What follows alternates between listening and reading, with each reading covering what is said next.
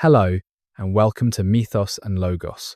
They say the gods love humility, but the first king mentioned in scripture was anything but humble. Long before pharaohs claimed divinity, before Caesar crossed his Rubicon, before any mortal dared shake their fist at heaven, there was Nimrod, the very first human in recorded history to look at the divine order and say, "No, not for me. I will build my own way to heaven." Tonight, we will walk through the shadow of the world's first towers, when humanity still remembered the taste of floodwater. We'll stand in valleys where every person on earth once spoke the same language, where the ambition of one man changed the course of human civilization forever. We will trace the footprints of the mighty hunter who became the template for every tyrant, every rebel, every defiant soul who would follow. From the mud plains of ancient Shinar to the conspiracy theories of modern times, from Genesis to Gilgamesh, from rabbinic mysteries to Islamic tradition, we follow the trail of blood and starlight left by Earth's first emperor. May I ask for your help? Liking and subscribing takes just a moment, but makes a huge difference for the channel. I'm grateful for your consideration. I'm also always amazed by our international reach, so I'd appreciate hearing where you're joining from and your local time. Feel time's current reversing, pulling you gently into an age when the world was young and terrible, when giants still walked the earth, and when one man's pride would fracture humanity into 70 nations, 10,000 tongues, and an eternity of misunderstanding. The name itself carries weight across millennia. Nimrod. In Hebrew, it derives from marad, heskasa, to rebel. Every time his name was spoken in ancient tongues, it was an accusation, the rebel, the one who stands against. But this was no ordinary rebellion. This wasn't a son against a father, a servant against a master, or even a nation against an empire. This was mankind's first recorded rebellion against the very architecture of creation itself. The biblical text introduces him with curious economy, yet every word thrums with significance. Genesis chapter 10, verse 8. And Cush begat Nimrod. He began to be a mighty one in the earth. That phrase, began to be, suggests transformation, not birth. Something changed in Nimrod. Something awakened. The Hebrew word gibor, translated as mighty one, appears elsewhere in scripture for divine beings, for the offspring of angels, for those whose strength transcends mortal limitations. The Cushite prince. To understand Nimrod, we must first understand the world into which he was born. The floodwaters had receded, perhaps only 2 or 3 generations past. Noah's Ark had come to rest on Ararat's slopes, and from that wooden womb, all life had begun again. The world was empty, virgin, terrifying in its vastness. Where once millions might have lived, if we believe the antediluvian world was populated, now only hundreds drew breath. Nimrod's genealogy reads like a map of mankind's dispersal. He was the son of Cush, grandson of Ham, great-grandson of Noah himself. Through his veins flowed the blood of the man who had heard God's voice directly, who had built the ark, who had preserved life itself through the deluge.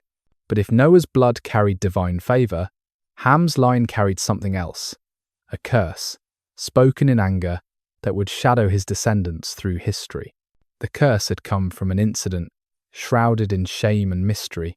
Ham had seen his father Noah, naked and drunk, had perhaps done more than merely see. The text remains deliberately vague, as ancient texts often do when speaking of unspeakable things. For this transgression, Noah had cursed not Ham directly, but Ham's son Canaan, declaring his line would serve their brothers' lines forever. Yet here was Nimrod, grandson of the cursed line, rising to rule rather than serve. In the Table of Nations, that ancient genealogical record, in Genesis 10, Nimrod stands out like a mountain among hills. Every other figure is mentioned only for their progeny. Who begat whom? Which tribes descended from which patriarch? But Nimrod gets a story. Nimrod gets achievements. Nimrod gets remembered not for his children but for his choices. The Jewish traditions, recorded centuries later in the Talmud and Midrash, paint an even more dramatic picture. They say that Nimrod possessed the garments of Adam, the very clothes God had fashioned for the first humans from the skin of the divine serpent. These garments, they claimed, gave dominion over animals, made their wearer irresistible to beasts and humans alike.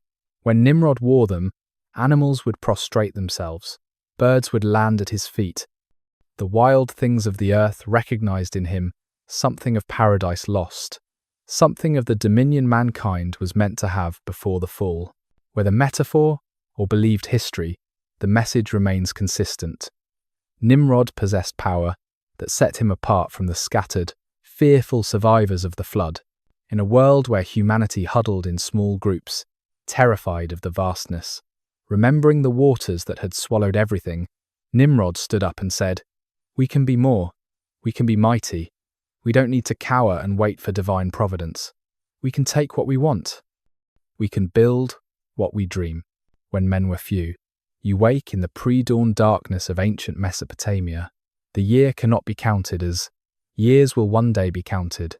There are no kingdoms yet to measure time against, no dynasties to mark the passing of generations. There is only before the flood and after, and you are in the raw early days of after. The air tastes of river mud and possibility. To your east, the Tigris runs fat with mountain snow.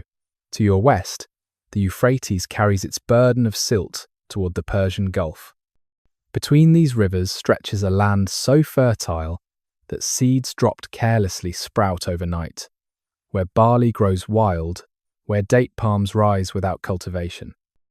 This is the land between the waters, what distant generations will call Mesopotamia, but you know it simply as the world. Your family's tent, woven from goat hair and sealed with pitch, stands among perhaps 30 others. This is civilization entire. Every person you see in the camp is related to you by blood, no more than 4 generations removed. You know their names, their children's names, their fears, and their dreams. The same stories are told around every fire, how great-great-grandfather Noah heard the voice of the Almighty, how the waters rose higher than the highest mountains, how the dove returned with an olive branch. But there are new stories now, whispered rather than proclaimed. Stories of the young prince Nimrod, grandson of Ham, who ventures into the wilderness alone and returns, dragging bears, lions, aurochs. He doesn't hunt as your people hunt, in fearful groups, with prayers and ceremonies, taking only what is needed. Nimrod hunts, like the world belongs to him. He hunts like Adam must have hunted in Eden, with absolute dominion, with joy rather than fear. You've seen him return at sunset, his massive frame silhouetted against the dying light, wearing those strange garments that seem to shift colour like serpent skin. The animals he hasn't killed follow him, wolves padding at his heels like dogs, eagles perched on his shoulders. Children run to him, and he lifts them laughing onto his shoulders. Women watch from tent flaps. Men pretend not to be impressed but gather to hear his tales. He speaks of visions, not the careful, fearful visions of priests who interpret divine will through smoke and sheep entrails. Nimrod's visions are architectural, practical, ambitious. He draws in the dirt with a stick, showing plans for structures beyond imagination. Not tents that move with the seasons, but permanent dwellings of brick and stone. Not camps that scatter when food grows scarce, but cities, he uses a new word, ear, places where thousands might live together, where walls would keep out both beast and storm. The elders shake their heads. They remember what happened to the last civilization that grew too proud. They can still smell the flood on certain nights when the wind comes from the north. But the young listen with bright eyes.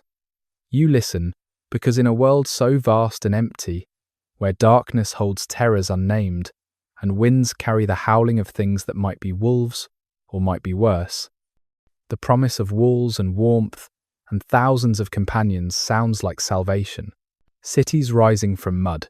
The first city was an act of revolution disguised as construction. Where God had scattered, Nimrod gathered, where heaven had commanded humanity to spread across the earth and replenish it. Nimrod said, "No, we will concentrate. We will build. We will rise." Babel came first.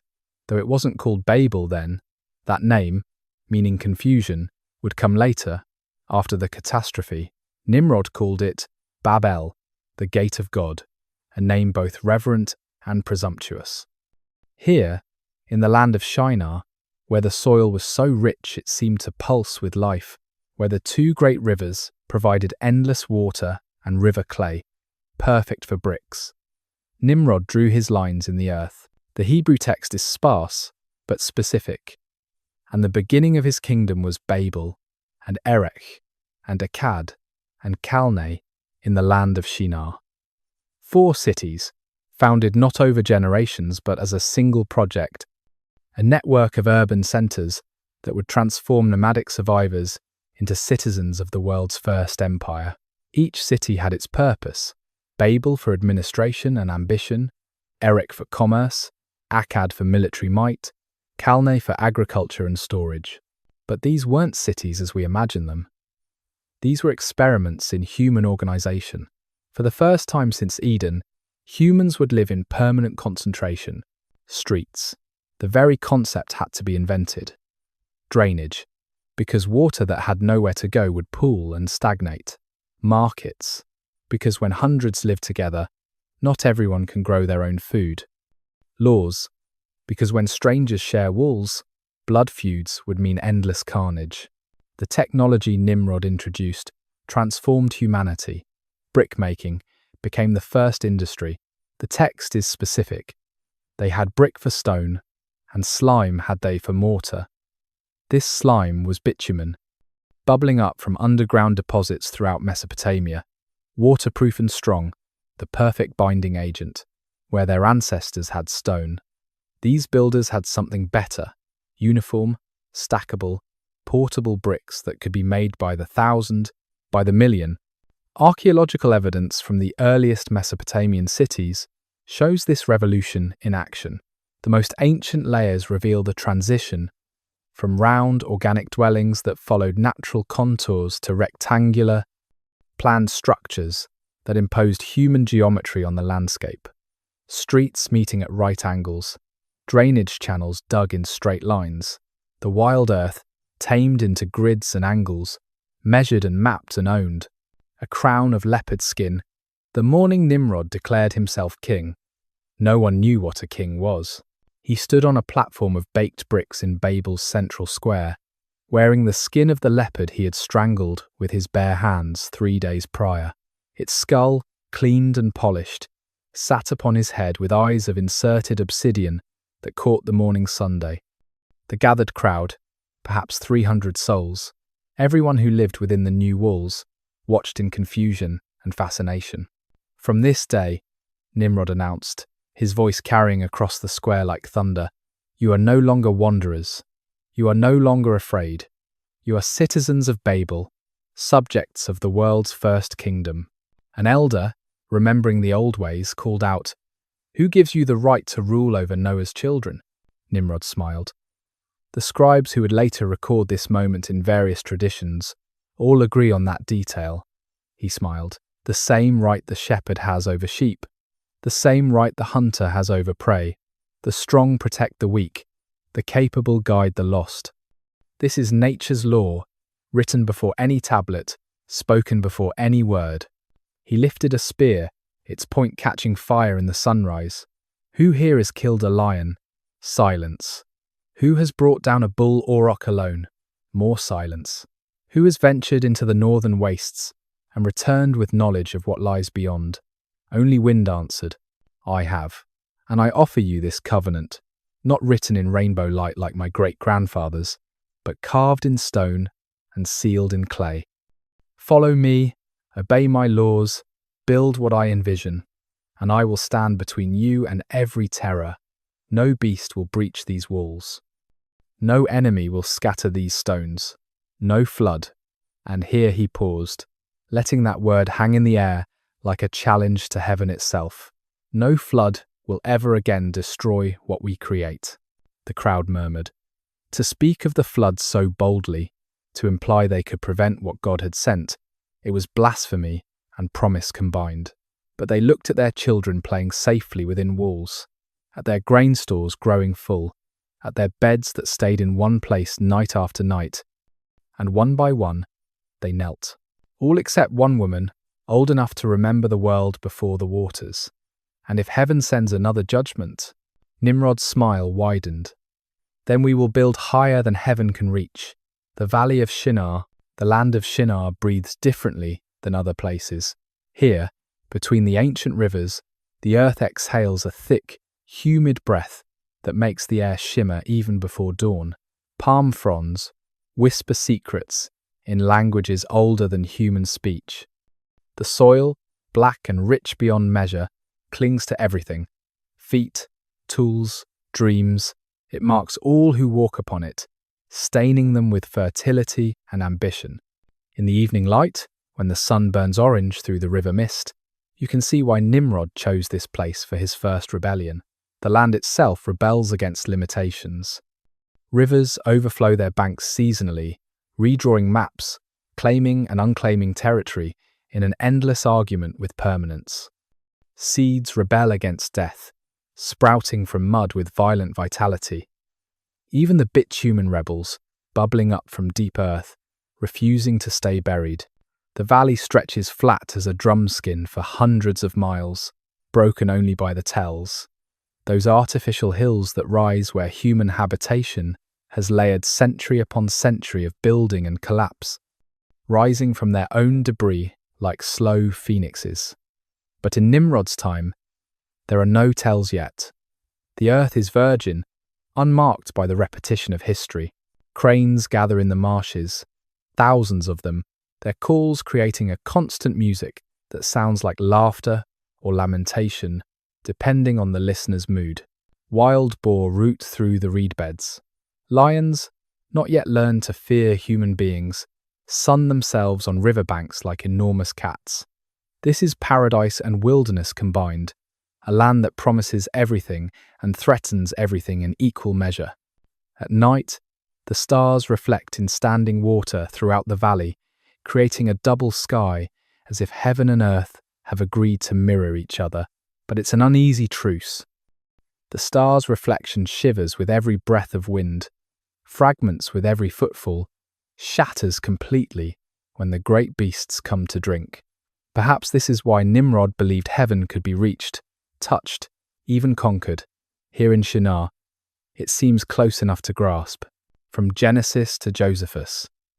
The story of Nimrod transforms dramatically in the 1,000 years between Genesis and Josephus.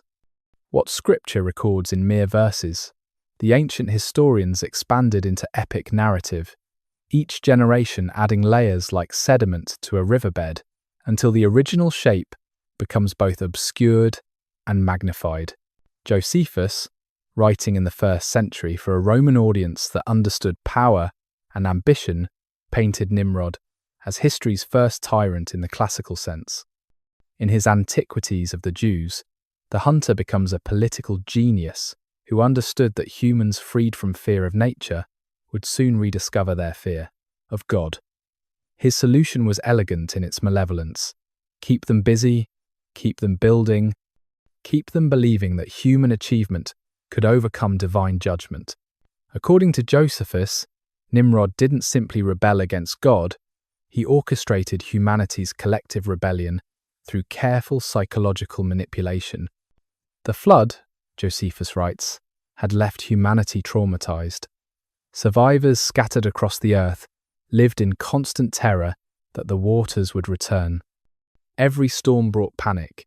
Every rainbow, rather than comfort, reminded them of their complete dependence on divine mercy. Nimrod offered an alternative covenant. When Noah had built an ark to survive God's judgment, Nimrod would build a tower to prevent it. He promised his followers that if the heavens ever again released destroying waters, their tower would rise above the highest flood. They would save themselves. They would need no divine intervention, no miraculous rescue. Human ingenuity would triumph over heavenly wrath. The ancient historian adds details that make Nimrod's character breathe with psychological complexity. He was, Josephus insists, Noah's great-grandson who had heard first-hand accounts of the antediluvian world. He knew of the giants who had lived before the flood, the Nephilim whose strength and knowledge had been legendary. Some traditions suggest Nimrod believed himself their spiritual heir, perhaps even their literal descendant, through bloodlines that survived the deluge. Josephus describes how Nimrod gradually transformed the people's gratitude into dependence, their dependence into worship. He didn't declare himself divine immediately, that would have been too obvious, too likely to trigger resistance from those who still remembered Noah's God. Instead, he positioned himself as humanity's champion, the one who stood between them and both natural and supernatural threats. When harvests were good, Nimrod's administration took credit. When predators were driven off, Nimrod's hunters were praised. Slowly, methodically, he inserted himself between humanity and heaven. The Book of Jasher, that ancient text referenced but not included in the biblical canon, provides even more elaborate detail. In its account, Nimrod's rise to power involved military conquest as much as psychological manipulation. It describes wars between the scattered families of Noah's descendants, with Nimrod emerging victorious through superior tactics and his mysterious power over animals. The garments of Adam, in this telling, made him invincible in battle. Enemies' horses would refuse to charge him, war dogs would turn on their masters rather than attack him. His very presence on the battlefield would cause opposing armies to flee in supernatural terror. But perhaps the most intriguing expansion comes from the rabbinic literature, particularly the Midrash, where Nimrod becomes not just a political rebel, but a theological revolutionary. These sources claim he established the world's first organized religion, opposed to monotheism, a cult centered on fire worship, astronomical observation, and ultimately, human deification. The rabbis suggest that Nimrod was the first to map the heavens, not for navigation or agriculture, but to find patterns that would allow humanity to predict and ultimately control their own fate without divine guidance. The Islamic Nimrod. In Islamic tradition, Nimrod, spelled with a dad rather than Nimrod, emerges as an even more complex figure, one whose rebellion against Allah becomes intensely personal through his confrontation with Abraham the patriarch. The Quran doesn't mention Nimrod by name, but refers to the one who argued with Abraham about his Lord, and Islamic scholars have consistently identified this figure as the mighty hunter king of Babel. The Islamic sources, particularly the histories of al-Tabari and the tales collected in the Qisas al-Anbiya, paint Nimrod as possibly the wealthiest and most powerful human who had lived since Adam. He controlled, they say, the entire civilized world, plus his neist, such as it was in those early centuries. From his throne in Babylon, he commanded tribute from every settlement, from the Mediterranean to the Indus, from the Caucasus to Ethiopia. No merchant could trade without his seal, no city could build without his permission, no child could be named without his approval. But what makes the Islamic Nimrod particularly fascinating is his philosophical rebellion. He didn't simply deny Allah, he claimed to have replaced him. The famous confrontation with Ibrahim, recorded in various hadith, reveals a tyrant who believed human power could duplicate divine prerogatives.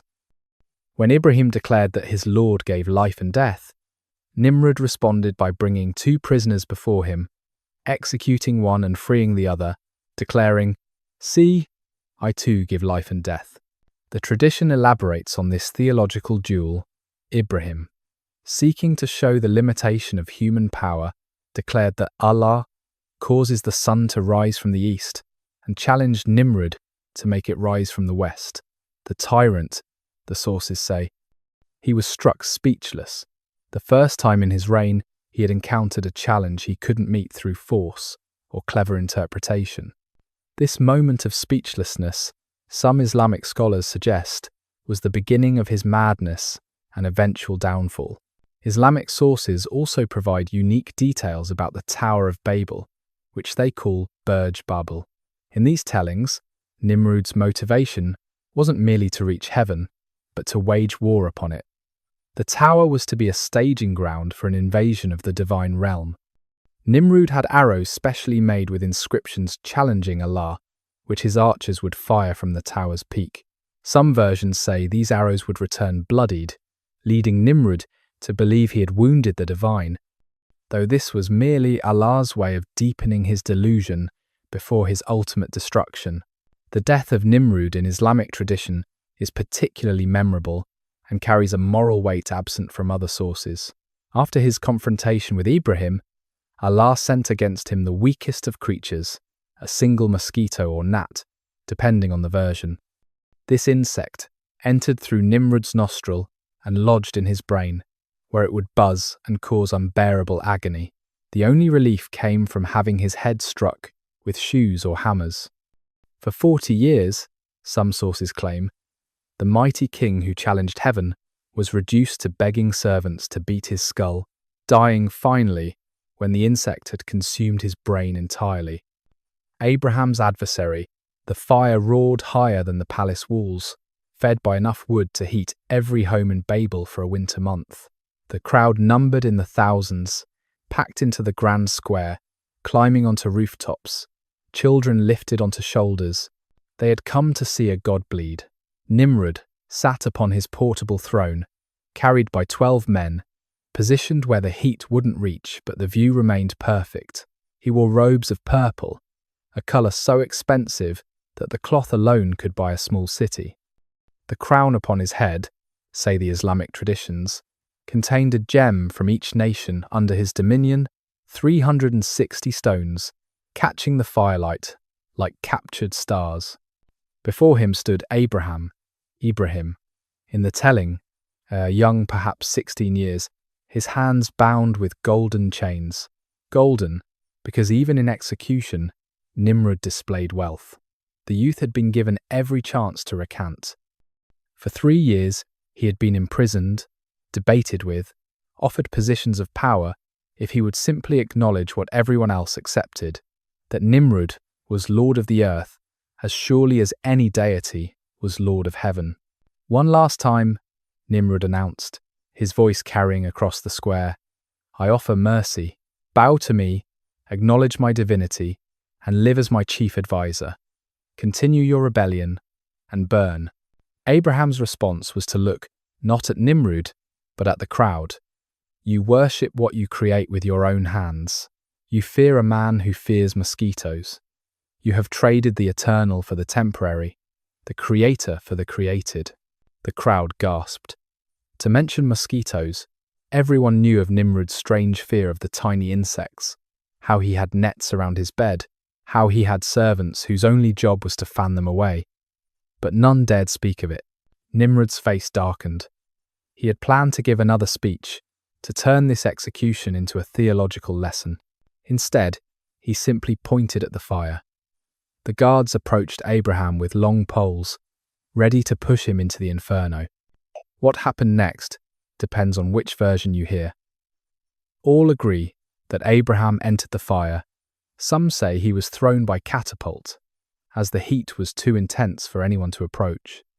Others say he walked in voluntarily, his chains melting away.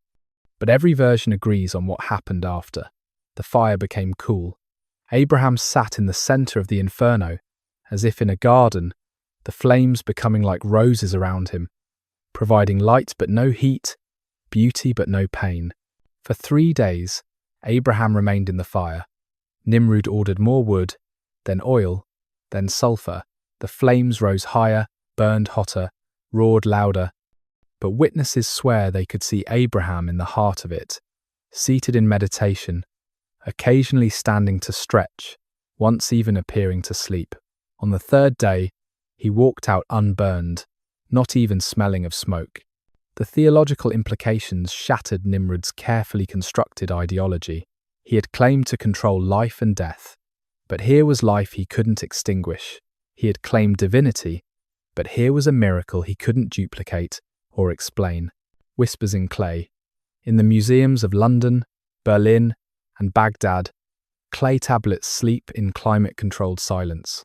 Cuneiform scratches cover their surfaces, a mankind's first writing, invented in the very cities Nimrod is said to have founded.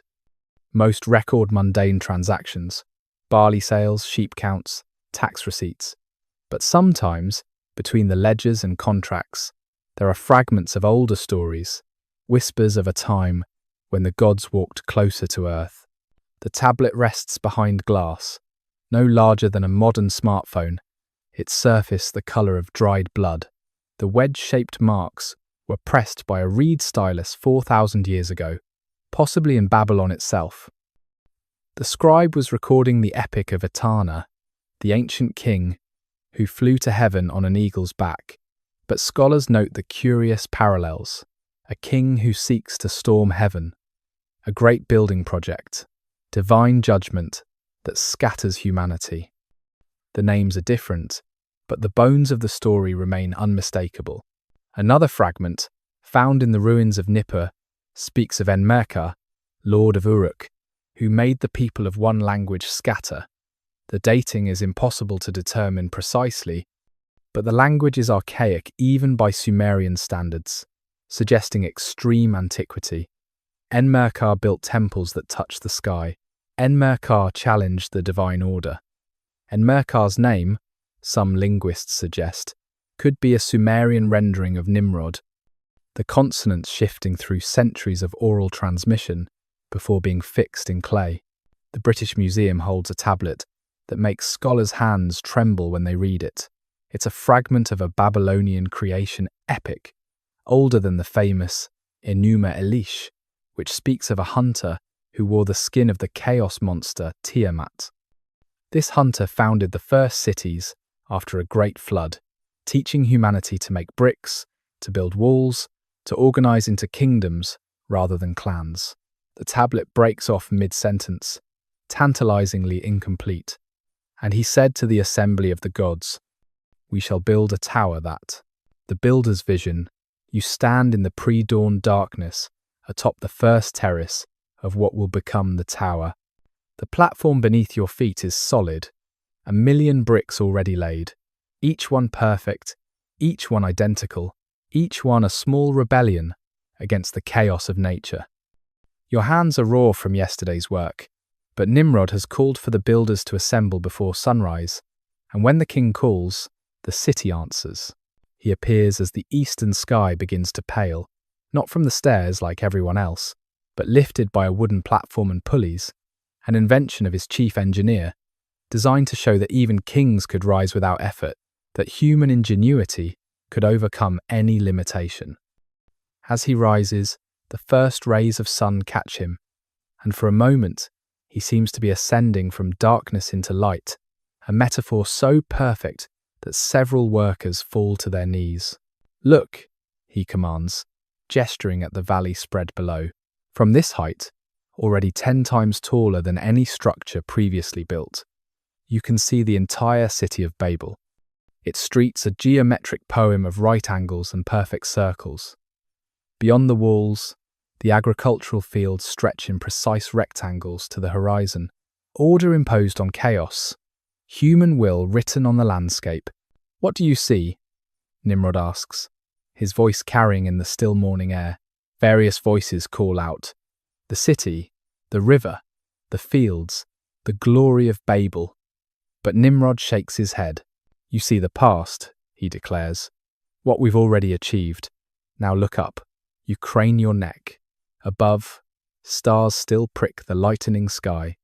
The moon hangs pale and ghostly. Clouds drift at heights that make you dizzy to contemplate. That is our future.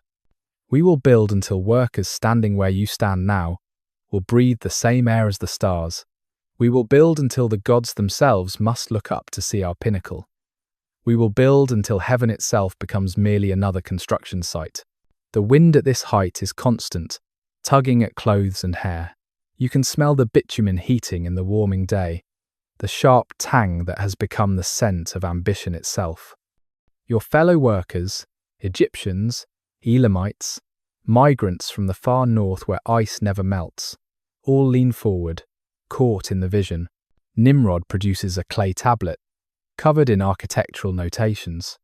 7 terraces, he reads, each smaller than the last, creating a stairway form.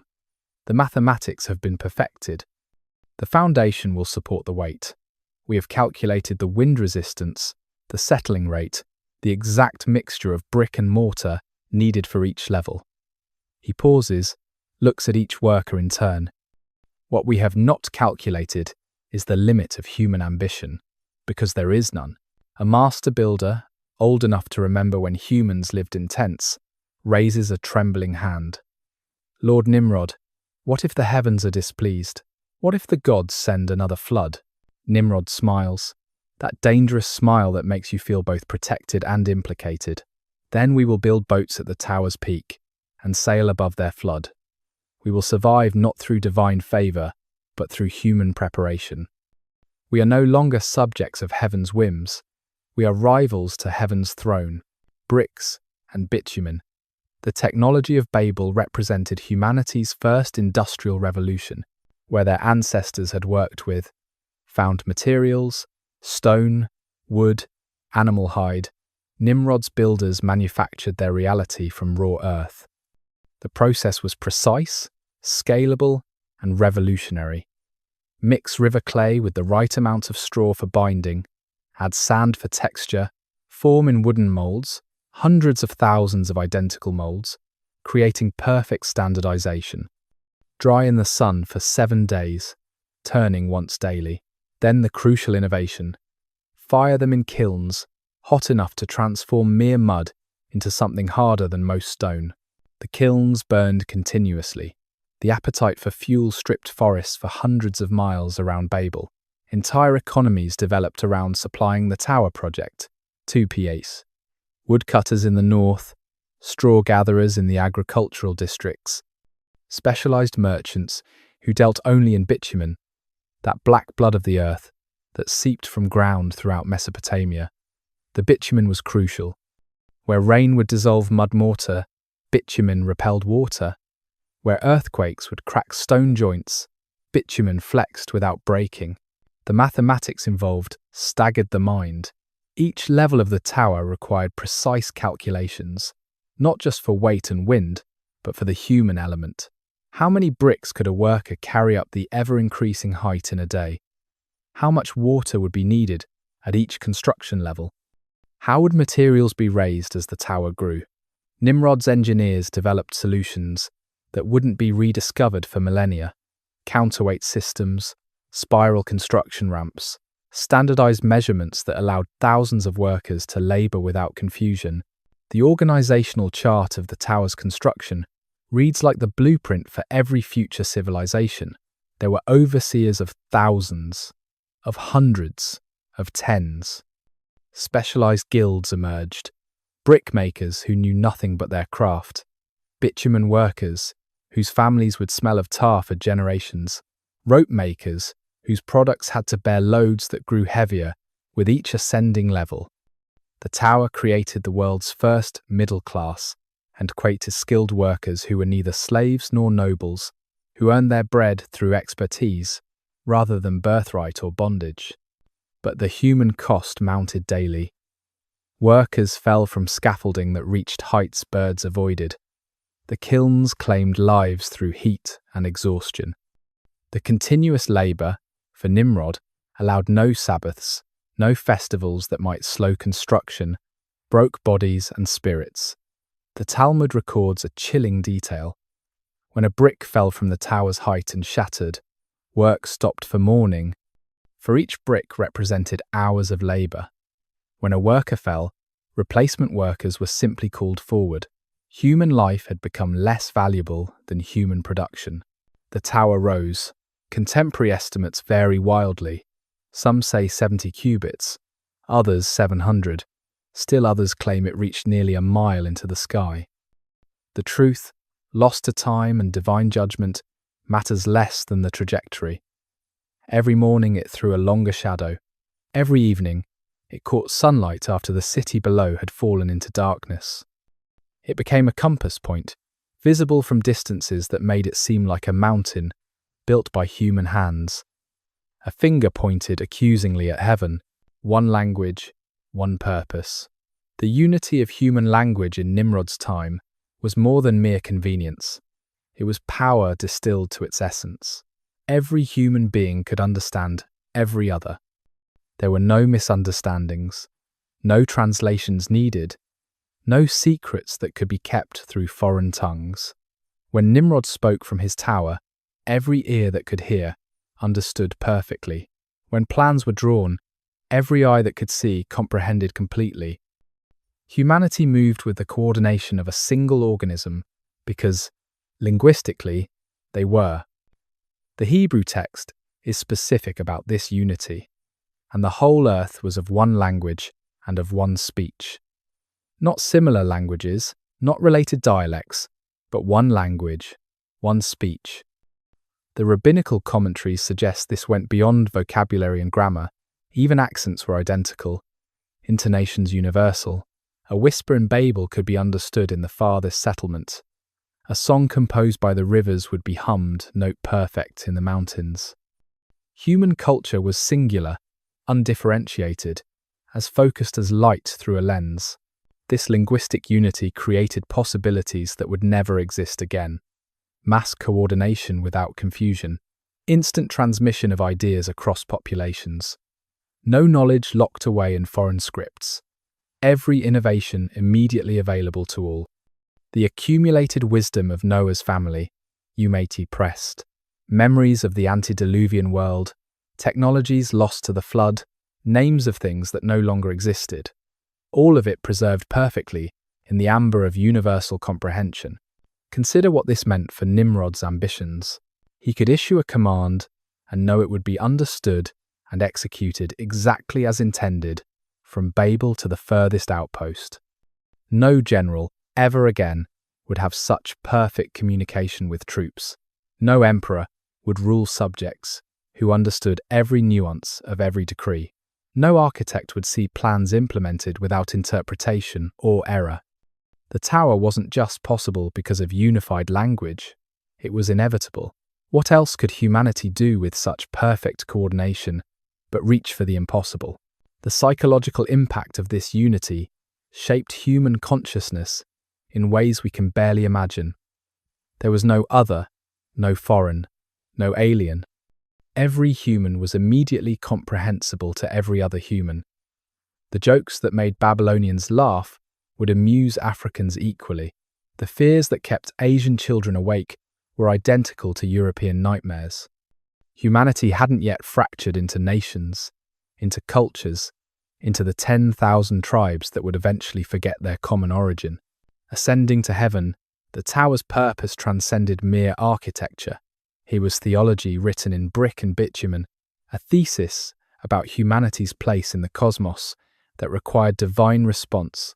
But what exactly Nimrod intended to achieve remains one of history's great mysteries, with each ancient source offering different interpretations that reveal as much about the interpreters as about the original event. The most straightforward reading suggests simple hubris, build high enough to reach heaven, to stand as equals with the divine. But the Jewish mystical traditions, particularly the Zohar, propose something more complex. They claim Nimrod understood enough antediluvian wisdom to know that heaven wasn't merely up in a physical sense.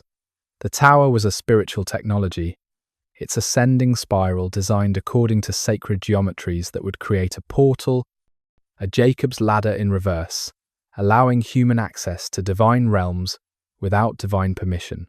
Some Talmudic sources present an even more audacious goal: deicide. Nimrod, they claim, intended to wage actual war on heaven. The tower would be a siege engine against the divine throne. From its peak, weapons could be launched, not mere arrows, but spiritual weapons, constructed from forbidden knowledge, preserved from before the flood. The Midrash Rabbah describes workers chanting as they built, "Once every 1,656 years, the heavens shake. We will build supports to hold them steady." They believed they could predict and prevent divine judgment, could make themselves indispensable to cosmic stability. Islamic traditions add another dimension. The tower was meant to be a watchtower, Nimrod stationed guards at various levels, with instructions to watch for any approaching divine punishment. If floodwaters began gathering in the heavens, if fire started forming in divine forges, if plagues began their descent, the watchers would warn humanity in time to mount defenses. The Tower was an early warning system against divine wrath, a mechanical prophet that would replace the need for human righteousness with human vigilance. The Book of Jubilees offers perhaps the most sophisticated interpretation. In this telling, the tower builders weren't trying to invade heaven, but to preserve themselves should earth become uninhabitable. They were building a generation ship of brick, a vertical city that could sustain humanity above flood or fire, plague or ice. Each terrace would have its own agricultural systems, water collection, living spaces. If God destroyed the earth as he had with the flood, humanity would survive in their artificial mountain, waiting in the sky until the world below became habitable again. Archaeological evidence from ancient Mesopotamian ziggurats and pear, which many scholars believe were inspired by cultural memories of Babel, supports this. Multifunctional interpretation. These structures served as temples, observatories, administrative centers, and refuge points during floods. They were cities compressed into vertical space, each level serving different functions, the whole structure representing a complete cosmos with the divine throne room at the peak. But there's a darker thread running through many traditions. Several sources suggest Nimrod knew the tower would fail, that it would provoke divine response. This was the point. By forcing heaven's hand, by making God act against humanity again, Nimrod would prove that the divine was threatened by human achievement. The scattering and confusion that followed wouldn't be seen as punishment, but as proof that humanity had grown powerful enough to frighten heaven. The tower's destruction would be its success. The Christian interpretations, developed centuries later, but drawing on Jewish sources, see in Babel a preview of Pentecost in reverse. Where Babel scattered languages, Pentecost would reunite understanding. Where Nimrod's ambition divided humanity, divine grace would restore unity. The tower becomes a necessary failure in sacred history, the pride that preceded the fall that necessitated redemption. One curious detail appears across multiple sources. The tower was never intended to be completed. The Samaritan Pentateuch includes a passage, not found in other versions, suggesting the builders knew they were building infinitely, that each generation would add to the tower, that it would grow with humanity itself. It wasn't a project, but a process. Not a destination, but a journey. The point wasn't to reach heaven, but to always be reaching, to give humanity an eternal purpose that didn't depend on divine commands. The most mystical interpretation comes from the Sefer HaYeshar, which claims the tower's true purpose was calendrical. By building high enough, humans could observe celestial mechanics perfectly, could predict not just seasons but cosmic cycles. They could know when divine attention would be elsewhere, when windows of opportunity existed for human action without divine intervention. The tower was meant to map heaven's schedule, to find the gaps in omniscience. The Council of Heaven, the divine realm, stirred through dimensions that human mathematics cannot describe. In spaces that exist between heartbeats and thoughts, the builders of reality convened.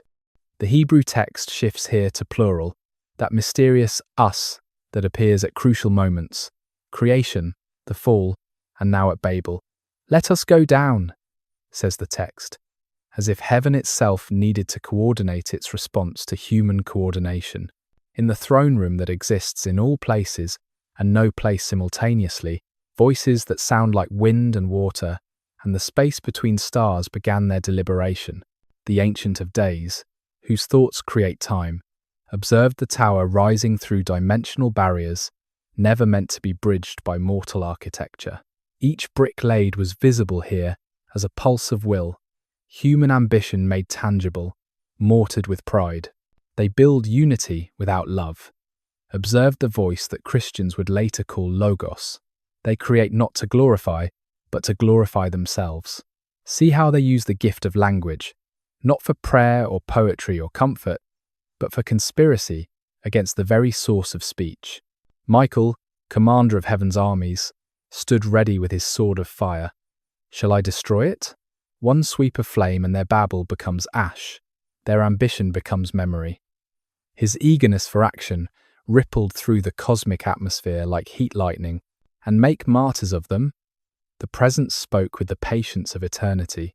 Let them tell stories forever of how heaven feared their tower enough to destroy it. No, we gave them free will. We must honor it, even in rebellion, especially in rebellion.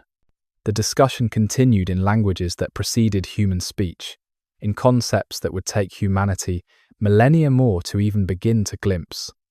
The tower was more than architecture. It was a test of the entire cosmic experiment. Could beings granted creativity use it without becoming their own gods? Could unity exist without tyranny? Could ambition coexist with wisdom? Look closer, urged wisdom, that aspect of divinity that had danced at creation's dawn. See how they've forgotten joy. No songs rise from their building site. No children play in the tower's shadow. They build not from abundance, but from fear. Fear of another flood, fear of scattering, fear of insignificance. Nimrod has transformed their trauma into tremendous labor, but healing, growth, love, these are absent from their unified purpose. Gabriel, messenger of revelations, added his observation. The danger isn't in their height, but in their depth. They're creating a singular story for humanity. No variations, no diverse paths, no beautiful differentiation. They're trying to write their own scripture with bricks, create their own covenant with construction. If they succeed, human history becomes one note played forever, 70 tongues. The multiplication of language began as whispers of difference. A builder reaching for a brick found his request for mortar met with confused stares. An overseer's command to lift became a sound without meaning to half his crew. The transformation was neither instant nor uniform, and crabbed. It spread like dawn, gradually but inexorably, across the vast construction site and beyond. The number 70 appears throughout the ancient sources. 70 nations, 70 languages, 70 distinct paths humanity would walk from this moment forward. The number carries mystical weight in Hebrew thought, representing completion and divine order. From one language came 70, each carrying its own genius, its own poetry, its own way of thinking about the universe. The mechanics of this transformation exceed natural explanation. Families woke to find parents and children speaking different tongues. Husbands could no longer understand wives. Brothers became strangers to each other's words. But this was more than vocabulary. It was consciousness itself fracturing into myriad forms. The word for love in one new language carried implications absent in another. The concept of time itself shifted between linguistic groups. Some languages emerged with dozens of words for snow, or sand, or rain, revealing destinies toward different lands. The ancient linguists, when health for such scholars, emerged immediately, trying to bridge what had been sundered and noticed patterns within the chaos. Related languages clustered, as if the division followed some divine blueprint. The Semitic tongues shared roots like family resemblances.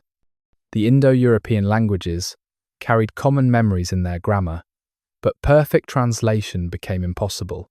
Each language carried untranslatable concepts, thoughts that could exist only in that particular pattern of sounds and symbols. When words became walls, you stand on the 37th tier of the tower, a wooden beam across your shoulders, waiting for your partner to help position it. The sun is barely up, painting the endless construction site in shades of amber and shadow. You call out the familiar phrase, ready to lift, words you've spoken 10,000 times.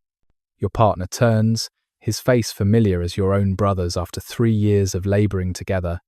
His mouth opens, sounds emerge, but they are only sounds, no more meaningful than wind through reeds or water over stone. You see his lips shape what must be words, see his expression expecting response. But your mind cannot transform the noise into meaning.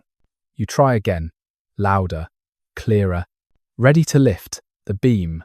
Now, his expression shifts from confusion to fear. He speaks again, rapidly, urgently, but it remains gibberish, syllables that refuse to cohere into sense.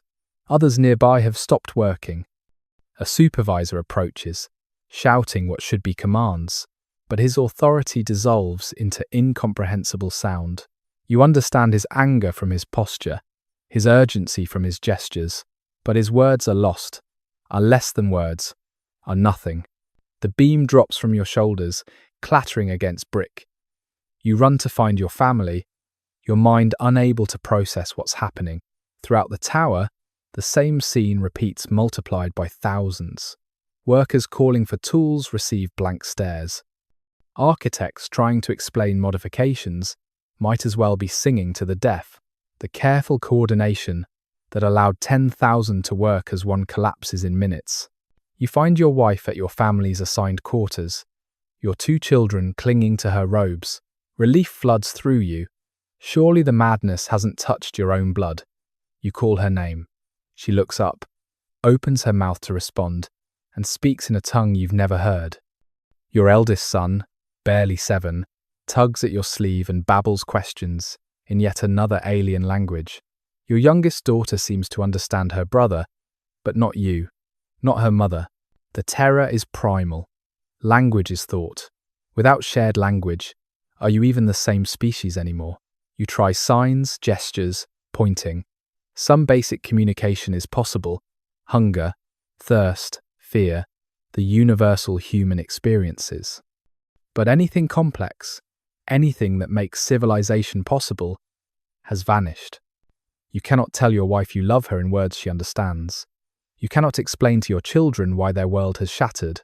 You cannot even think properly, as thought itself depends on language, and your language suddenly feels foreign in your own mind. The scattering, the dissolution of Babel's great project happened not in a day but over seasons of increasing chaos. Without communication, coordination became impossible. Without coordination, the complex systems that sustained the city collapsed. The bakers couldn't order grain. The water carriers couldn't report broken cisterns. The guards couldn't describe threats. Civilization, that delicate web of mutual understanding, unraveled thread by thread. Families found themselves isolated by language, even within their own households. The Talmud describes heartbreaking scenes. Mothers unable to comfort crying children whose words they couldn't understand. Elderly parents, suddenly foreign to their own offspring. Lovers separated by an unbridgeable gulf of incomprehension. The cruelest aspect was that love remained while the ability to express it vanished. Emotion transcended language, but relationship required communication. Groups formed along linguistic lines. Those who could understand each other, the clustered, creating the world's first ethnic divisions. These groups, ranging from dozens to hundreds, faced an immediate crisis. Babel could no longer sustain them all. The city's economy required specialization, but specialists who couldn't communicate couldn't function. The alternative was obvious but terrifying. Leave, scatter, find new lands where smaller groups could survive through subsistence rather than specialization. The logistics of this scattering boggle the mind. Imagine 70 groups, each speaking a unique language, trying to divide resources, determine directions, decide destinations, all through crude gestures and growing mistrust. Some groups left immediately, fleeing the chaos. Others tried to stay, to rebuild some form of communication, but the divine judgment was thorough, even when they developed basic sign languages. These too would differentiate, making permanent reunion impossible. The tower stood abandoned, a monument to humanity's highest ambition and deepest failure. Wind began its slow work of erosion. Rain pooled in the abandoned construction sites. The kilns went cold. Birds nested in scaffolding that would never again bear human weight. Some say it stood for centuries, a warning visible from impossible distances. Others claim God destroyed it with wind and earthquake once humanity had fled. Still others suggest it stands still, invisible, in dimensions we can no longer perceive, waiting for humanity to unite again, in purpose, if not in language. Gilgamesh or Sargon? The search for the historical Nimrod leads inevitably to the dust and fragments of ancient Mesopotamia, where archaeology and legend intertwine like the Tigris and Euphrates themselves. Among scholars who accept that biblical figures often reflect historical persons transformed through oral tradition, two candidates emerge repeatedly from the cuneiform shadows: Gilgamesh, the legendary king of Uruk, and Sargon of Akkad, history's first empire builder. The case for Gilgamesh is compelling in its parallels. Like Nimrod, Gilgamesh was a mighty hunter, a builder of cities, one who defied divine order. The Epic of Gilgamesh, humanity's oldest known literary work, describes a king whose strength was unmatched, who saw the deep, who possessed knowledge from before the flood. Gilgamesh built the walls of Uruk, walls so magnificent that the epic dedicates its opening lines to their description. He was 2/3 divine, 1/3 mortal, a proportion that echoes the strange biblical phrase about Nimrod being a mighty one, a gibbor, a term associated with the half-divine Nephilim. But it's in Gilgamesh's defiance where the parallels grow most intriguing. He too challenged heaven's order, refusing the goddess Ishtar, seeking immortality through human effort rather than divine grace. His journey to meet Utnapishtim, the Babylonian Noah, suggests knowledge of and connection to the flood narrative that features so prominently in Nimrod's story. The historical Gilgamesh, if he existed, ruled around 2700 BCE, a dating that would place him in the correct era for the immediate post-flood period, assuming a regional rather than global deluge. Archaeological evidence from Uruk supports portions of the epic. The walls described in literature exist in stone and mud brick. Tablets bearing Gilgamesh's name have been found, though whether they reference a historical king or an already mythologized figure remains uncertain. The Sumerian king list includes him with a reign of 126 years, fantastical but suggesting a kernel of historical memory preserved in mythological amber. Yet Sargon of Akkad presents an equally persuasive case. Sargon, who ruled around 2334 BCE, was genuinely history's first empire builder, uniting Sumerian city-states under singular rule. His Akkadian name, Sharukin, means legitimate king, but this was likely a throne name taken to establish authority he didn't possess by birth. Like Nimrod, Sargon came from obscure origins to rule the known world. Legend claims he was born in secret, placed in a basket of reeds on the river, a story that would echo through Moses and beyond. Sargon's empire stretched from the Persian Gulf to the Mediterranean, encompassing the very territories associated with Nimrod's kingdom. He built a new capital city, Akkad or Agade, whose location remains one of archaeology's unsolved mysteries, a lost city worthy of a legendary king. His military campaigns, recorded in cuneiform, describe subjugating the very regions Genesis attributes to Nimrod's rule. He claimed to have washed his weapons in the sea at the world's edge, a boast of universal dominion that matches Nimrod's ambitions. The Curse of Agade, an ancient Sumerian text, describes divine punishment falling upon Sargon's dynasty for their hubris, their attempt to make themselves equal to gods. The city of Akkad was destroyed so thoroughly that its location was forgotten within centuries. This complete erasure echoes the fate of Babel, scattered and confused until even its true name was lost. Linguistic arguments add another layer. The name Nimrod itself might be a Hebrew corruption of Ninurta, the Mesopotamian god of war and hunting, whose earthly avatar, either Gilgamesh or Sargon, could represent. Or it might derive from Marduk, Babylon's chief deity, whose name underwent various transformations as stories crossed cultural boundaries. The Hebrew tendency to modify foreign names into meaningful Hebrew phrases. Nimrod from Marad. To rebel suggests an original name adapted to carry theological meaning, but perhaps the search for a singular historical Nimrod misses the point. Ancient Near Eastern literature often compressed multiple figures into singular archetypes. Nimrod might be Gilgamesh's defiance, combined with Sargon's empire building, Sumerian hunting prowess merged with Akkadian administrative genius, all filtered through centuries of oral tradition before crystallizing in Hebrew scripture.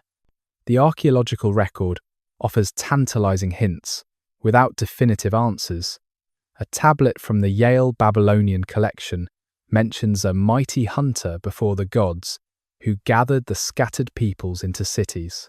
Another fragment from Nippur describes the king who built the great tower that the gods struck down. Are these references to the same figure, different rulers whose stories merged, or mythological archetypes that multiple historical kings tried to embody? Modern excavations continue to search for answers. At Babylon, where Saddam Hussein once attempted to rebuild the ancient city, claiming himself Nebuchadnezzar reborn, archaeologists found bricks stamped with dozens of different royal names, layers upon layers of rulers who built upon the foundations of their predecessors. Perhaps Nimrod's name is there, hidden under linguistic transformation, waiting to be recognized. The frustrating beauty of this historical puzzle is that it might be unsolvable. The very confusion of tongues that ended Babel's tower might have scattered Nimrod's true identity across languages and cultures, each preserving fragments that no longer form a coherent whole. We are left with a figure who exists more powerfully in absence than presence, whose historical uncertainty allows him to carry meanings that no single historical figure could bear. The Talmudic tyrant. In the vast ocean of Talmudic literature, Nimrod emerges, not as a distant historical figure, but as an immediate spiritual threat, the prototype of every tyrant who would follow. The rabbis, writing in Babylon itself, centuries after the tower fell, surrounded by the ruins of multiple empires, saw in Nimrod patterns that repeated through history with terrible regularity. The Talmud's Nimrod is calculating evil personified. In tractate Pesachim, he appears as the originator of idolatry, not through ignorance but through deliberate theological rebellion. He knew God existed. His great-grandfather Noah had spoken with the divine directly, but chose to establish himself as an alternative object of the worship. The rabbis describe him creating a throne that reached toward heaven, wearing robes embroidered with celestial patterns, demanding that prayers be directed to him as intermediary between earth and sky. According to Pirkei D. Rabbi Eliezer, Nimrod's power came from supernatural garments, the clothes of Adam, that had been passed down through the generations. These were not mere clothing, but a technology of dominion. When Adam wore them in Eden, all creatures recognized his authority. When Nimrod discovered them, stolen from Noah's tent by Ham, he understood immediately their significance. The ability to command animals was just the beginning. The garments carried something of paradise itself, a remnant of humanity's original divine mandate to rule creation. But the rabbis see in Nimrod's use of this power a complete inversion of its purpose. Where Adam was meant to be a caretaker, Nimrod became a destroyer. Where divine authority was meant to bring harmony, Nimrod created hierarchy. He instituted the world's first caste system, they claim, dividing humanity into those who built, those who planned, and those who ruled. The natural equality of Noah's descendants was replaced with artificial divisions that would plague humanity forever. The rabbinic imagination provides specific details about Nimrod's religious innovations. He established the first priest class that served human rather than divine authority. He created festivals that celebrated human achievement rather than divine provision. Most blasphemously, he instituted a ritual where parents would pass their children through fire, not as sacrifice but as transformation, claiming the flames would burn away their divine image and remake them in Nimrod's image instead. The confrontation with Abraham takes on deeper dimensions in these texts. Abraham's father, Terah, was Nimrod's chief idol maker, creating the images that replaced invisible divinity with tangible authority. When young Abraham destroyed these idols, he wasn't just attacking religious artifacts, but the entire political theological structure of Nimrod's empire. The fire that couldn't burn Abraham was the same fire Nimrod used in his ceremonies. Its failure to harm the patriarch demonstrated that Nimrod's power had limits, that his claimed divinity was performance rather than reality. The rabbis note a linguistic oddity that reveals divine humor.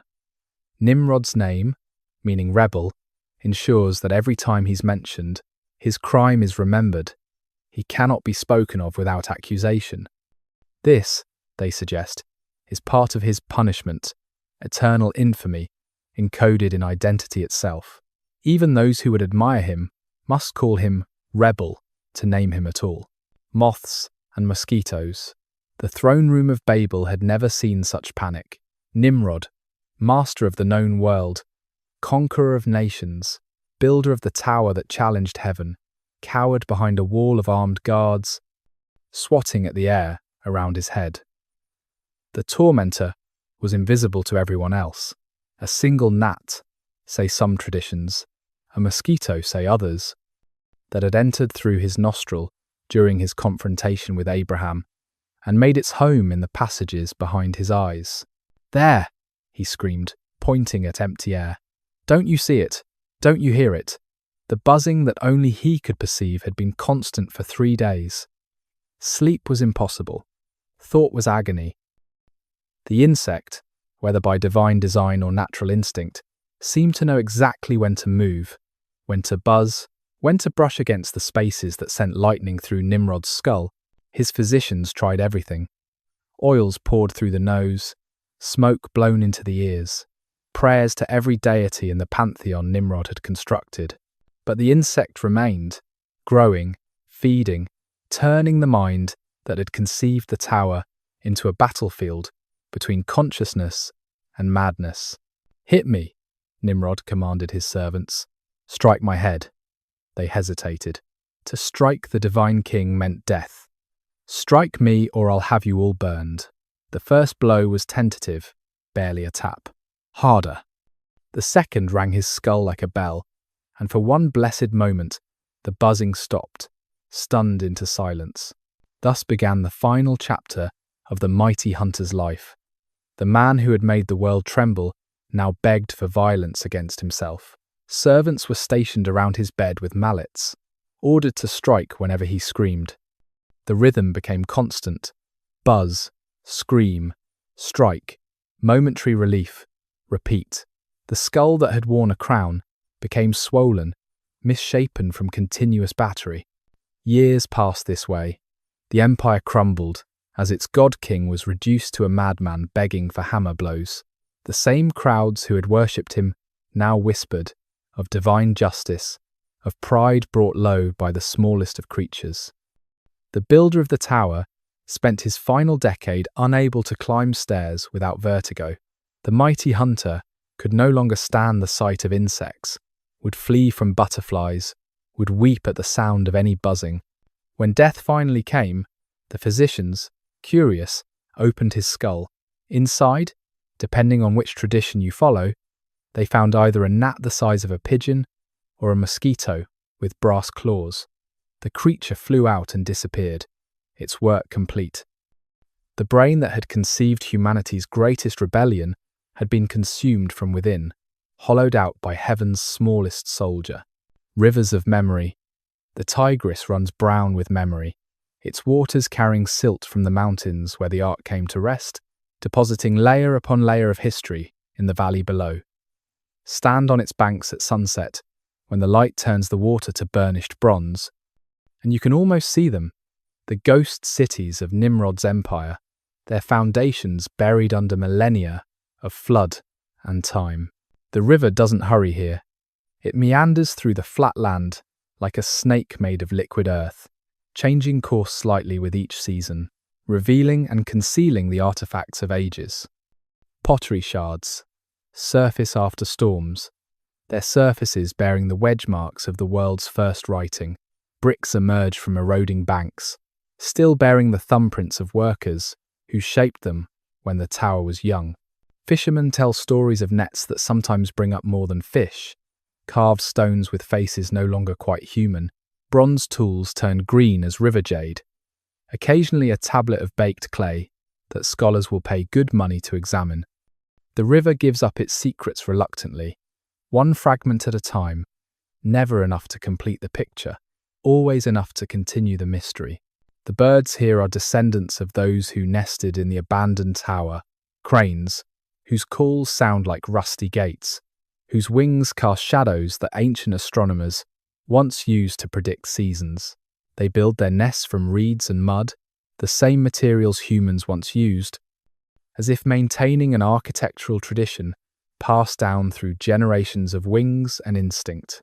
At night, when wind moves through the date palms, it carries sounds that might be imagination or might be memory, the ring of hammers that built the first cities, the confusion of voices, discovering they could no longer understand, the silence that fell when the last builder abandoned the tower to time. The river remembers everything, but tells its stories only to those who know how to listen to the language of water over stone, the dialect of centuries flowing past. The Ethiopian connection. Far from Mesopotamia's rivers, in the highlands of Ethiopia, where the Blue Nile begins its journey, Nimrod's name lives in unexpected ways. Here, in traditions preserved in Ge'ez script and oral histories passed through generations of storytellers, the mighty hunter appears not as tyrant, but as ancestor, not as villain, but as complex founder of African civilization. Ethiopian Orthodox traditions, recorded in the Kebra Nagast, the Glory of Kings, present Nimrod as a crucial link between the biblical patriarchs and African royalty. They claim that after the scattering from Babel, Nimrod didn't die but travelled south, following the Nile to its sources, establishing kingdoms that would eventually become Kush, Aksum, and Ethiopia itself. The manuscript illuminations show him dark-skinned and noble, wearing leopard pelts that recall both his hunting prowess and African regality. The connection runs deeper than mythology. Ethiopian kings trace their authority through multiple lineages, through Solomon and Sheba, but also through older roots that reach back to Ham, Cush, and Nimrod himself. The title, Negus Nagast, King of Kings, used by Ethiopian emperors until Haile Selassie's overthrow in 1974, echoed Nimrod's claim to universal dominion.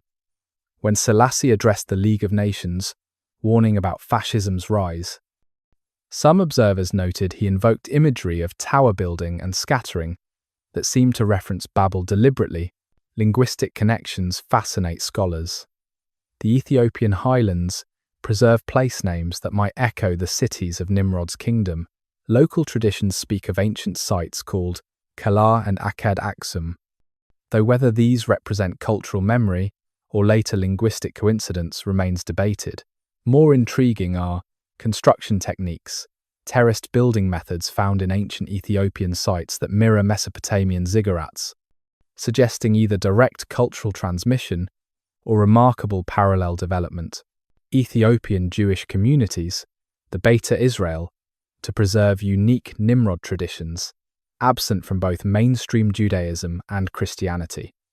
In their telling, Nimrod possessed a flying carpet woven from phoenix feathers and spider silk that allowed him to survey his empire from the air. This wasn't magic but technology, they insist. Wisdom from before the flood that was lost when the languages scattered. They describe him teaching astronomy to African peoples, showing them how to navigate by stars, how to predict floods by celestial movements, how to organize cities according to heavenly patterns. The archaeological evidence offers tantalizing suggestions. Without confirmation, prehistoric connections between Mesopotamia and the Horn of Africa are well established. Obsidian from Ethiopia has been found in ancient Sumerian sites, while Mesopotamian pottery styles appear in early Ethiopian excavations. Whether these represent trade networks, migration patterns, or the movement of Nimrod's scattered peoples remains speculation. In Ethiopian folklore, Nimrod's hunting takes on different character. He's credited with driving the dangerous animals into the lowlands, making the highlands safe for human habitation. His confrontation with heaven is reframed not as rebellion, but as negotiation, trying to establish boundaries between divine and human spheres. The tower wasn't aggression, but architecture of mediation, an attempt to create structured communication between earth and heaven that failed because heaven preferred mystery to clarity. These traditions matter beyond mythology. They represent Africa, claiming its place in biblical history, not as periphery but as center, not as cursed lineage, but as inheritors of the same complex legacy that shaped all post-flood humanity. When Rastafarians speak of Babylon as the system of oppression, they invoke Nimrod's empire, but when they speak of African kings, they sometimes invoke his memory too, the fundamental contradiction of power that builds and oppresses simultaneously. Freemasonry's first Grand Master. In the hushed halls of Masonic lodges, where ancient symbols adorn walls and ritual preserves memories older than written history, Nimrod holds an unexpected place of honor. The Masonic tradition, particularly as recorded in the Regius manuscript from approximately 1390, identifies Nimrod not as humanity's first tyrant, but as geometry's great patron, architecture's protector, the founder of the craft that would build cathedrals and democracy alike. The Masonic Nimrod emerges from different sources than biblical or rabbinical traditions. Here, he appears as the inheritor of antediluvian wisdom, particularly the 7 liberal arts that Josephus claims were preserved on pillars that survived the flood. Nimrod found these pillars, the tradition claims, and from them learned the sacred geometry that would allow humanity to rebuild civilization. The Tower of Babel wasn't hubris, but humanity's first attempt at applied sacred mathematics, an experiment in vertical architecture that pushed engineering to its limits. According to the old charges, the ancient documents that governed operative masonry before it became speculative, Nimrod gave masons their first charge, their first set of laws and obligations. These weren't mere building codes, but moral architecture, rules that governed not just how stones should be laid, but how men should live while laying them. The tradition claims he established wages for different skill levels, created the apprenticeship system, and most importantly, instituted the secrecy that would protect craft knowledge from those who would misuse it. Anderson's Constitutions, published in 1723, elaborates on this theme. Nimrod appears as the patron of all legitimate government, based on consent rather than force. His cities were republics of craftsmen, they claim, where authority derived from skill rather than birth. The tower itself was a democratic project, NDT, not imposed by tyranny, but chosen by free association of builders who wanted to create something eternal. The Masonic rituals encode this alternative history in symbol and ceremony. The confusion of tongues becomes not punishment, but protection, across languages. Sacred knowledge scattered across languages, so no single group could monopolize divine wisdom. The Mason's word, that secret recognition between craftsmen, represents the original language preserved in fragments, allowing builders to recognize each other across linguistic barriers. This tradition creates peculiar tensions within Freemasonry. The same fraternity that includes devout Christians who see Nimrod as rebellion against God also includes those who see him as freedom's first champion. The synthesis comes through viewing the tower as necessity, a necessity humanity needed to attempt to reach heaven through its own effort in order to understand its limitations. Nimrod becomes a tragic hero rather than villain, one whose failure taught humanity the balance between ambition and humility. Walking through Nineveh, your footsteps crunch on ground that hasn't felt rain in months. The tell of ancient Nineveh rises before you, a mountain made not by geology, but by generation upon generation of human habitation. Somewhere beneath your feet layered under Ottoman foundations and Assyrian palaces and Akkadian temples, might lie the very first stones Nimrod placed when he founded this city. After abandoning Babel, the morning sun is already harsh, turning the exposed archaeological cuts into bands of light and shadow that could be abstract art or could be the barcode of civilization itself. Each stratum tells its story in pottery shards and ash layers, construction and destruction, the rhythm of cities that rise and fall and rise again. Your guide, an Iraqi archaeologist whose family has lived in Mosul for generations uncounted, points to a particular layer, darker than the rest, rich with bitumen traces. From the very beginning, he says, when they built with ambition, you climb the reconstructed stairs to what was once the palace of Sennacherib, but your mind reaches deeper, to the first palace that might have stood here, when Nineveh was new and Nimrod walked these ramparts. The Tigris has moved since then, retreating eastward, leaving the ancient harbour dry, but you can imagine the river traffic, the boats bringing tribute from the edges of the known world, all flowing to this first city beyond the homeland of Babel. The wind picks up, carrying dust that stings your eyes, fills your mouth with the taste of ages. This same wind would have blown through the construction sites of the first builders, carrying their words before those words became confused, when orders could be understood from one end of the city to the other, when humanity still thought and built as one organism. You wonder if the dust you're breathing contains particles from those first bricks, atoms that witnessed the birth of urban civilization. In the distance, modern Mosul sprawls along the river. Its minarets and apartment blocks a continuation of the vertical ambition that began here. The city has been destroyed and rebuilt so many times that destruction and rebuilding seem less like events than aspects of its nature, as if Nimrod's foundation established not just a place but a pattern, an eternal recurrence of ambition and collapse, gathering and scattering, the Christmas connection. The conspiracy theory websites pulse with electric certainty. Nimrod lives on in the shopping malls and living rooms of December celebration.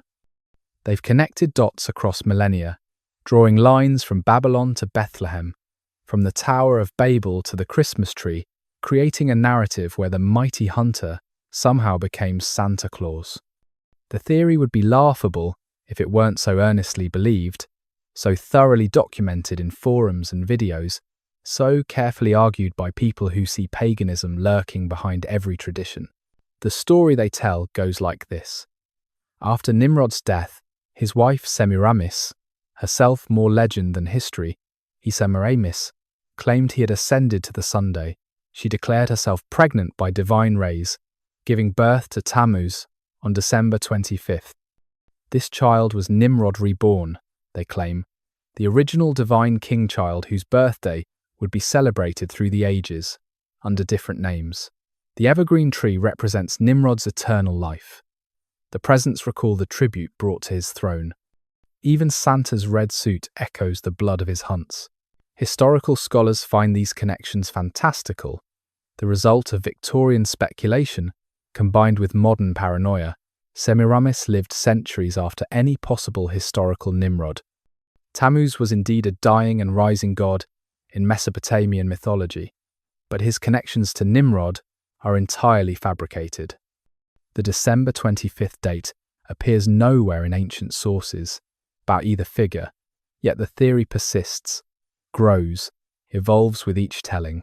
What's fascinating isn't the theory's accuracy, but its impulse, the need to find Nimrod, the first rebel, hidden in modern celebration. It's as if his archetypal power requires continuous presence, as if humanity cannot escape the shadow of its first tyrant. These theorists see his tower-building ambition in skyscrapers, topped with Christmas lights, his linguistic confusion in the commercialization that drowns out older meanings, his rebellion against heaven in the secularization of sacred seasons. Desert wind, ancient names, night falls over the Mesopotamian plain like a slowly closing eye. The temperature drops 20 degrees in an hour, and winds that were furnace breath at noon become almost cool, carrying scents of distant river water and nearby dust, the eternal perfume of places where civilization runs deepest. The stars emerge not gradually, but suddenly, as if someone has thrown diamond dust across black velvet. These are the same constellations Nimrod's astronomers mapped from their tower, trying to decode the grammar of heaven. Orion dominates the winter sky. Orion the hunter, who some traditions claim is Nimrod himself, placed among stars as warning or honor, forever pursuing prey he'll never catch, forever drawing a bow that will never release. Modern borders mean nothing here. The wind crosses from Iraq to Syria to Turkey without pause, carrying the same dust that built the first cities and will outlast the last.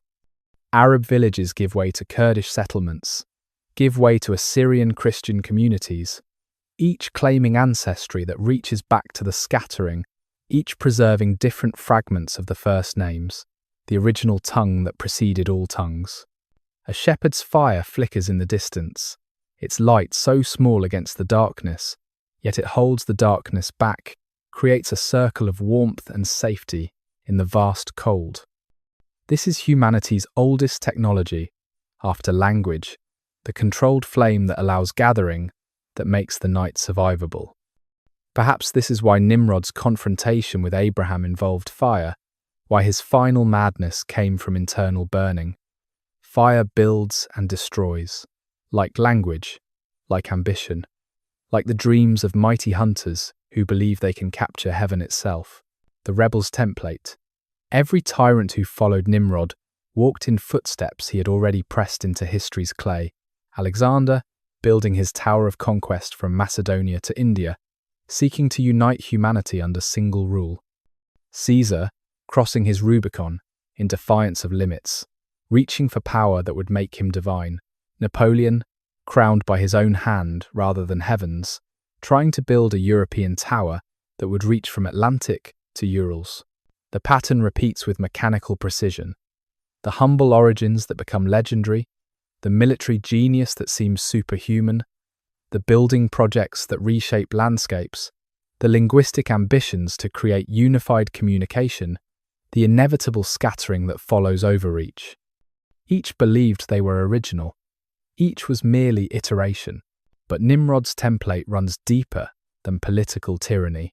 He established the archetype of human defiance itself, not the petty rebellion of child against parent or subject against king, but the fundamental refusal to accept limits on human possibility. The scientists splitting atoms, the technologists reaching for artificial intelligence, the geneticists rewriting the code of life, they all follow the Nimrod protocol.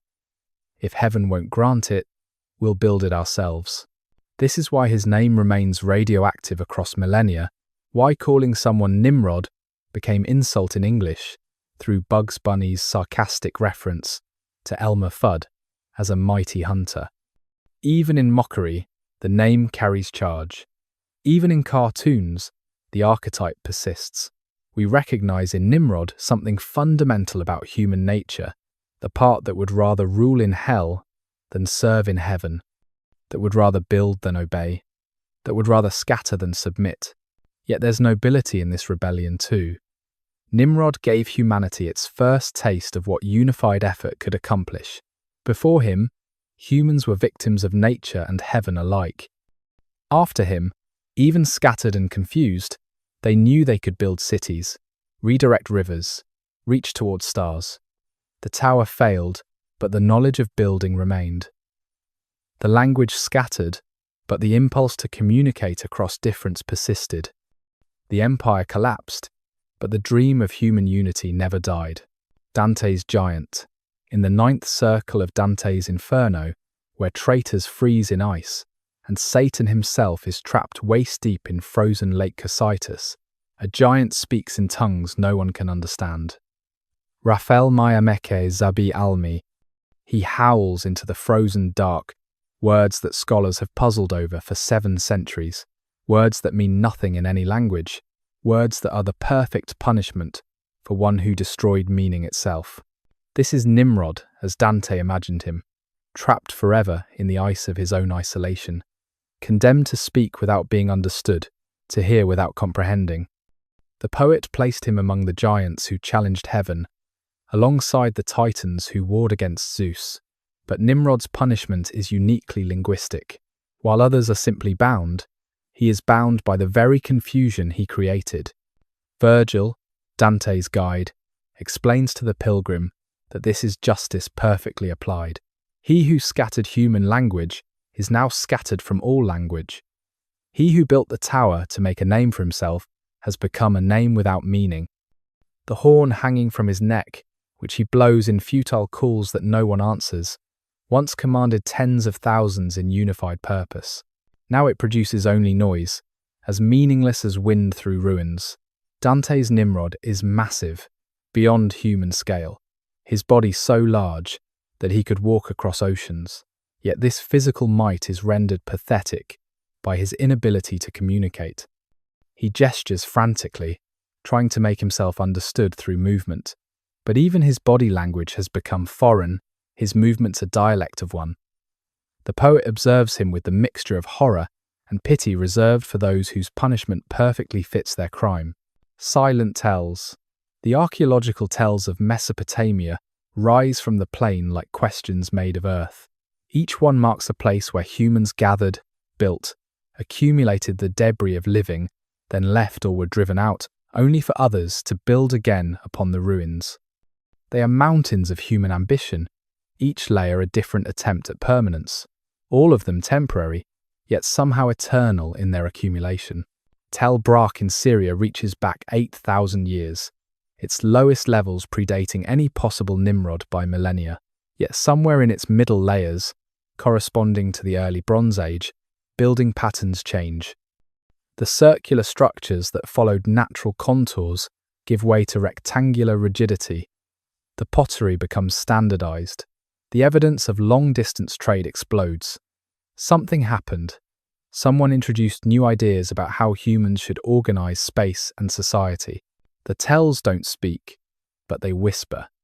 In the careful analysis of pottery shards, in the distribution of architectural styles, in the sudden appearance of uniform brick sizes across vast distances, archaeologists read the ghost of empire.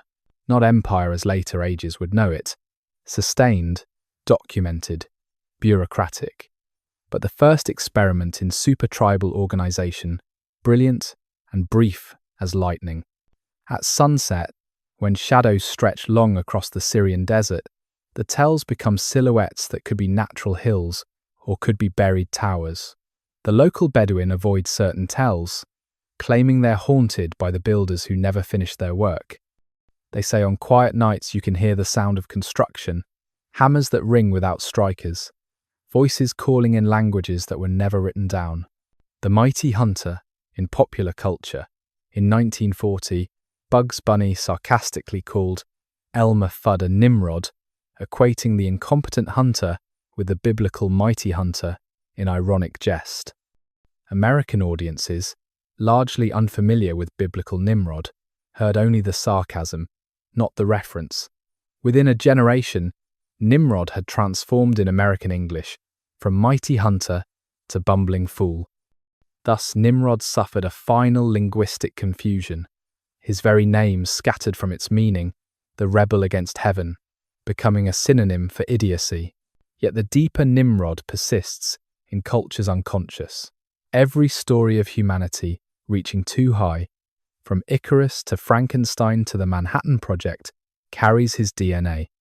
The Tower of Babel has become shorthand for failed ambition, invoked in everything from critiques of the European Union to warnings about artificial intelligence.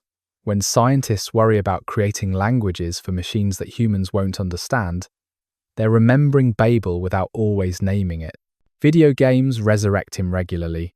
In the Final Fantasy series, Nimrod appears as Nimrod the Destroyer in Dante's Inferno. The game, he's a boss battle requiring the player to decode his confused language to defeat him. The Civilization series makes the Tower of Babel a wonder that accelerates technology but risks cultural rebellion. Each iteration preserves different aspects of his legend: the builder, the hunter, the tyrant, the rebel. Modern literature, continues finding new angles on his ancient story. Ted Chiang's Tower of Babylon imagines builders actually reaching heaven's vault, finding something far stranger than expected. Robert Silverberg's Tower of Glass updates Babel to a space elevator, with androids replacing scattered humans as the confused builders. Each generation reinterprets the myth through its own technological anxieties. In contemporary hip-hop, Nimrod emerges as symbol of resistance against divine authority, claimed by artists who see in his rebellion a prototype of fighting systemic oppression. Building towers to heaven becomes metaphor for ambition that refuses limits. The confusion of tongues transforms into the multiplication of voices, each speaking their own truth. The scattering becomes diaspora that enriches rather than diminishes. Comic books paint him as everything from alien visitor to time traveler to genetic experiment. Marvel Comics made him an external, an evolutionary offshoot of humanity. DC Comics cast him as an immortal, wandering through history, building and destroying civilizations. Each interpretation reflects contemporary anxieties about power, progress, and the price of ambition that recognizes no limits. Even in mockery, even in transformation, even scattered across media and meaning, Nimrod persists.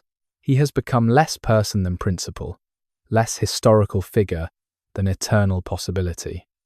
Every generation must decide anew whether to build their tower or accept their limits, whether to unite in singular purpose or celebrate their scattered diversity. What lies beneath Babylon? Saddam Hussein's attempt to rebuild Babylon in the 1980s added new layers to the ancient tell. Modern bricks stamped with his name, laid atop Nebuchadnezzar's foundations, which themselves rest upon older foundations that might reach back to Nimrod himself. The archaeologists who work here face an impossible puzzle: how to excavate the ancient without destroying the medieval, how to reach the mythical through the merely historical. Ground-penetrating radar reveals anomalies deep beneath the visible ruins, structures that predate the known city by centuries, built with different techniques, oriented to different stars. The water table has risen since ancient times, flooding the lowest levels, preserving and destroying simultaneously. Wood that might have framed the first buildings has long since rotted, leaving only the ghosts of post holes, shadows in soil that suggest rather than prove. The ziggurat of Babylon, what some claim was the foundation of the original tower, exists now only as a foundation scar, its bricks carried away century by century to build Baghdad, to build villages, to build dreams on the bones of older dreams. What remains is mostly absence, the negative space where something immense once stood. Yet even absence tells stories. The foundation's dimensions suggest something far larger than other ziggurats, something that required engineering innovations still not fully understood. Recent excavations have found evidence of a catastrophic burning layer, dated to approximately the right period for any historical Nimrod. Above this layer, building techniques change dramatically. The unified architectural style gives way to multiple traditions. The standardized measurements fracture into competing systems. It's as if the city suddenly forgot how to be a city and had to learn again, differently, divisively. Correlation isn't causation, archaeologists remind themselves, but the coincidence tugs at imagination. In the basement of the Iraq Museum in Baghdad, crates of untranslated tablets wait for scholars who may never come. Many were looted during the 2003 invasion, scattered across private collections, their context lost forever.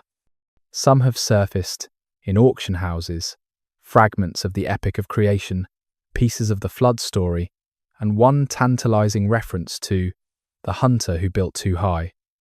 But without provenance, without knowing which layer yielded them, their orphaned history, as scattered as the languages they're written in, the first and last tyrant. History spirals rather than circles, returning to similar points at different elevations. Every empire that claims universality echoes Nimrod's ambition. Every language that becomes lingua franca, Latin, Arabic, English temporarily reverses Babel's scattering before fragmenting into dialects and descendant tongues. The pattern persists: consolidation, ambition, overreach, scatter, repeat. Yet we've never returned to that primordial unity Nimrod exploited and destroyed. No matter how connected technology makes us, translation remains necessary. No matter how global culture becomes, comprehension remains imperfect. The internet, humanity's latest tower, promises universal communication, but delivers echo chambers where people speak only to those who already understand. The confusion of tongues has become voluntary, ideological rather than linguistic, but equally effective at preventing unified human purpose. Perhaps this is protection rather than punishment. Perhaps humanity, with singular purpose and perfect communication, would be as dangerous as the traditions suggest Nimrod was. The checks and balances of mutual incomprehension, the forced humility of translation, the necessary patience of explanation, CDS, these might be features, not bugs, in human consciousness. The tower that could never be completed might be more valuable than one that could. The mighty hunter still stalks through human dreams. Every child who builds blocks towards ceiling, every architect who designs skyscrapers, every programmer who writes code, reaching toward artificial consciousness, channels something of his spirit. We are all Nimrod's children, scattered but still building, confused but still reaching, divided but still dreaming of unity that we simultaneously desire and fear, seek and sabotage, remember and forget. When heaven was young, in the end, all stories of beginnings are stories of endings too. Nimrod's tower marks the end of humanity's linguistic childhood, the moment when the single mother tongue shattered into the 1,000 daughters who would forget their common origin. But perhaps every ending is also a beginning. Perhaps the scattering was not full but flowering, not punishment but gift wrapped in judgment's paper. Consider what was lost: the ability to coordinate perfectly, to share thoughts without translation's filter, to build without confusion's friction. But consider what was gained: poetry that could only exist in specific languages, thoughts that could only be thought in particular grammars, jokes that required exact cultural context to land, songs whose beauty lay in sounds other tongues couldn't make. The Tower of Babel fell, but 10,000 smaller towers rose, each reaching toward heaven in its own way, each discovering different faces of the divine. Nimrod wanted to make a name for humanity, a singular name that would echo through eternity. Instead, he gave humanity names beyond counting, identities beyond number, stories that would be told differently around every fire, in every tongue, each version true in its own way, each telling, revealing different facets of truth, too large for any single language to contain. The ancient rabbis say that in the Messianic age, humanity will again speak one language, but it won't be returned to the original tongue. It will be something new, woven from all the scattered threads, incorporating every discovery made in isolation, every word coined in wandering.